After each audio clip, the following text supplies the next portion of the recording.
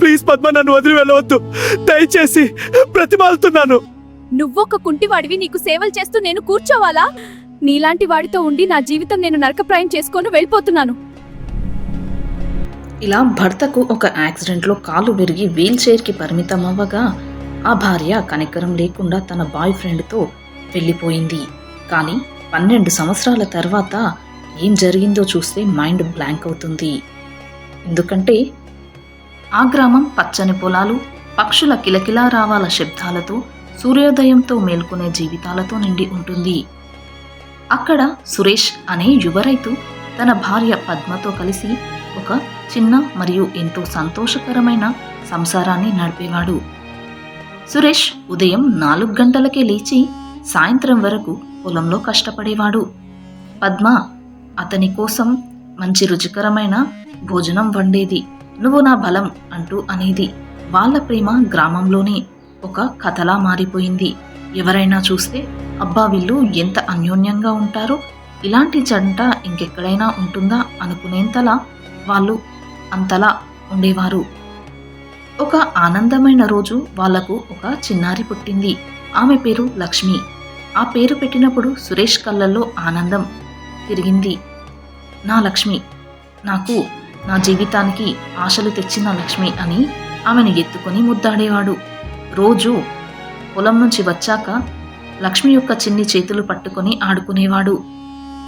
ఆమె నవ్వు వినగానే అతడి యొక్క అలసట అంతా కూడా చిటికలో మాయమైపోయేది. పద్మ కూడా ఆ చిన్నారిని చూసి ఎంతో సంతోషించేది. కానీ జీవితం ఒక మలుపు తిరిగితే చాలు అన్ని సంతోషాలు తలకిందులైపోతాయి అన్నట్టుగా ఆ క్షణం, ఆ రోజు అంతా మారిపోయింది. ఎందుకంటే ఆ రోజు భారీగా వర్షం కురుస్తుంది. ఒక వర్షాకాలం రోజున సురేష్ తనను పండించిన పంటను ఎడ్ల బండిపై ఎక్కించి గ్రామం బయటకు వెళ్తూ ఉండగా ఆ రోజు భారీ వర్షం పడింది. వర్షానికి బురద ఏర్పడింది. ఆ బురదలో ఆ ఎడ్లు కాస్త జారగా ఆ బండి కిందికి ఒరిగి అతడు ఆ బండిపై నుంచి కింద పడిపోయాడు. దాంతో అతడికి బాగా దెబ్బలు తగిలాయి. కాలు బాగా గాయపడింది. ఎముకలు విరిగిపోయినట్టుగా అయిపోయింది. గ్రామస్తులు చూసి అతన్ని వెంటనే ఆసుపత్రికి తీసుకెళ్లారు. డాక్టర్లు పరిశీలించి చెప్పారు, ఆపరేషన్ చేస్తేనే కాలు కాపాడుకోవచ్చును, కానీ లక్షలు పడతాయి అని. సురేష్ దగ్గర అంత డబ్బు లేదు. చివరికి కాలు సరిగ్గా కదలకుండా పోయింది. ఎప్పుడు కుంటి నడకతో నొప్పితో బ్రతకాల్సి వచ్చేది. తనకు ఆస్తి ఎక్కువగా లేదు. కొంచెం పొలం ఉంది, కానీ ఆ పొలం అమ్మినా అప్పట్లో రేట్లు లేవు కాబట్టి అతడికి ఆపరేషన్కి సరిపడా డబ్బులు లేవు. దాంతో నొప్పితో బ్రతకాల్సి వచ్చింది. ఇంటికి వచ్చినప్పుడు పద్మ ఏడ్చింది అతన్ని కౌగిలించుకుని. నువ్వు తప్పక బాగుపడతావు, నేనున్నాను కదా అంది. కానీ రోజులు గడిచే కొద్దీ ఆమె మనసు మారిపోయింది. సురేష్ నిస్సహాయ పరిస్థితిని చూసి ఆమెలో ఒక అసంతృప్తి పుట్టింది. ఇలాంటి జీవితం ఇక నాకు ఎప్పటికీ ఇంతేనా? నేను అతడికి సేవలు చేయాలి, అతడే పని చేయడు, నేనే సంపాదించి అతనికి పెట్టాల్సి వస్తుందా అని అనుకునేది. అప్పుడే వచ్చాడు కిరణ్. కిరణ్ సురేష్ యొక్క పాత స్నేహితుడు. అతడు గ్రామంలో బాగా డబ్బు సంపాదిస్తున్నాడు. ఆడంబరమైన జీవితాన్ని గడుపుతూ ఉంటాడు. కాలుకి ఫ్రాక్చర్ అయిందని తెలిసి అతడు తరచూ ఇంటికి వచ్చేవాడు. పద్మపై అతనికి ఆకర్షణ కలిగింది.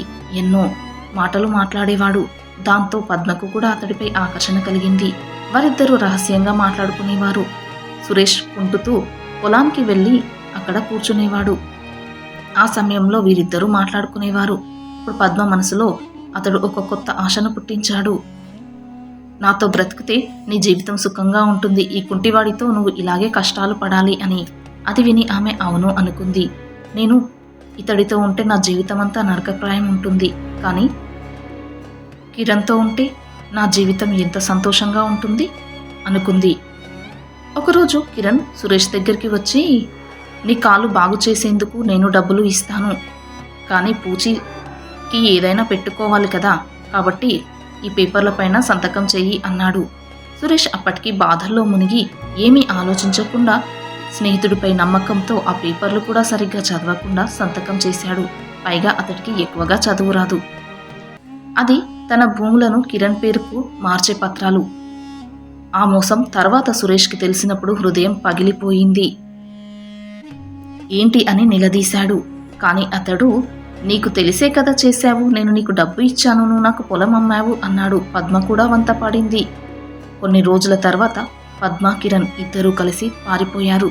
పద్మ తన కూతురు చిన్నారి లక్ష్మిని కూడా వదిలేసింది. ఈ కుంటివాడితో ఎలా బ్రతకను, నాకు యవ్వనం ఉంది అని అనుకుంది. సురేష్ ఒంటరిగా నిలబడ్డాడు. బాధతో కుప్పకూలాడు. అతడు ఏడుస్తూ కూర్చున్నాడు. నా ప్రేమ నన్ను వదిలి వెళ్ళిపోయింది. ఇక నాకు మిగిలింది నా చిన్నారి కూతురు అని. కానీ అతని దగ్గర ఒక చిన్న దాచిన భూమి ఉంది.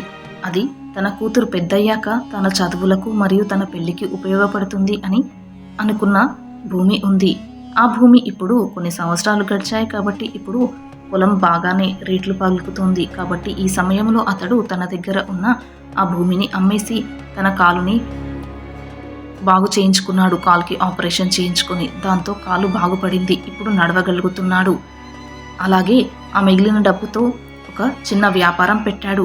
కష్టపడి సంపాదించాడు. దాంతోపాటు ఇతరత్ర పనులు, వ్యవసాయం చేయడం కూడా చూసుకున్నాడు. తర్వాత అతడు ఒక మంచి అమ్మాయిని పెళ్లి చేసుకున్నాడు. ఆమె పేరు కవిత. కవిత లక్ష్మిని తన స్వంత కూతురులాగా పెంచింది. ఇల్లు మళ్ళీ నవ్వులతో నిండిపోయింది. కానీ పద్మ కిరణ్తో పెద్ద నగరానికి వెళ్ళింది. చాలా సంతోషంగా ఉంది. కొన్నాళ్ళు గడిచాక కిరణ్ ఆమెను మోసం చేశాడు. డబ్బు కోసం అతడు ఆమెను ఒక బ్రోతల్ హౌస్కి అమ్మేశాడు. దాంతో పద్మ జీవితం ఒక్కసారిగా నరకప్రాయం అయిపోయింది. అవమానాలు, బాధలు, ఏడుపులు ఇవే ఆమెకు రోజు మిగిలాయి. దాంతో నరకప్రాయం అనుభవించింది ఆమె. ఇలాంటి జీవితాన్న నేను కోరుకున్నాను. నా భర్తని, నా చిన్నారి కూతుర్ని వదిలేసి ఎవరినో నమ్ముకొని ఇక్కడికి వచ్చాను. నాకు ఇలాంటి పరిస్థితి ఎదురైంది. నా భర్తను మోసం చేసినందుకు నాకు ఇలాగ జరిగింది అని కుమిలిపోయి ఏడుస్తూ ఉంది. ఒకరోజు ఎలాగో అలాగా తప్పించుకుని బయటపడింది. తనకి ఇప్పుడు ఒంట్లో శక్తి లేదు. నిస్సత్వ ఆవరించింది. ఏమీ పని చేయలేదు. ఆమెకిప్పుడున్న ఒకే ఒక్క అవకాశం రోడ్డు మీద భిక్షాటన చేయడం. అదే చేస్తూ బ్రతుకుతోంది. ప్రతి రాత్రి తన భర్త మరియు తన కూతురు చిన్నారి లక్ష్మి గుర్తుకు వచ్చి, నేను ఎంత పాపిష్టిదాన్ని, నా కూతుర్ని కూడా వదిలేసి వచ్చాను, నేను ఎంత మోసం చేశాను వారిని అనుకుంటూ ఏడ్చేది. పశ్చాత్తాపం ఆమెను లోపల నుంచి కాల్చేస్తుంది. ఇప్పుడు ఇలా చాలా సంవత్సరాలు గడిచాయి. చాలా సంవత్సరాల తర్వాత ముసలితనంలో తన భర్తను, తన కూతుర్ని చూడాలి చివరి దశలో అన్న ఆశ ఆమెకు పుట్టింది. దాంతో పద్మ తన గ్రామానికి తిరిగి వచ్చింది. ఇప్పుడు ఆమె ముసల్ది అయిపోయింది. బట్టలు చిరిగిపోయి ఉన్నాయి. ముఖం ముడతలతో నిండిపోయింది. చేతిలో గిన్నె పట్టుకుని సురేష్ ఇంటి దగ్గరికి వచ్చింది. ద్వారం తలుపు తట్టింది. లోపల నుంచి ఒక 15 ఏళ్ల అమ్మాయి వచ్చింది. లక్ష్మి. ఏం కావాలి అడిగింది. భిక్షగత్తె అని చూసి ఆమె లోపలికి వెళ్ళి ఓ రొట్టెముక్క తెచ్చి, అమ్మ ఇచ్చింది, ఇదిగో తీసుకో అని ఇచ్చింది. అది చూసి పద్మ గుండె ఆగిపోయింది. తన కూతురు, కానీ తనని గుర్తుపట్టలేదు అని.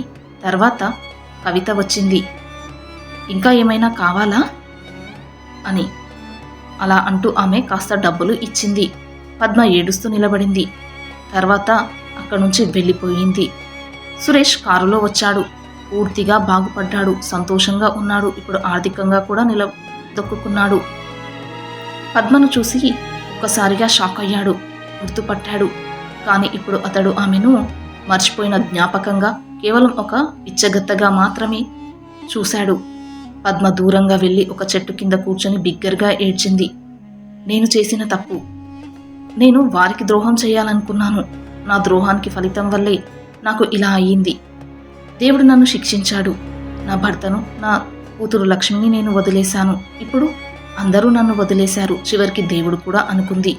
ఆ పశ్చాత్తాపంతో ఆమె జీవితాంతం ఇప్పుడు బాధపడుతూ బ్రతికింది.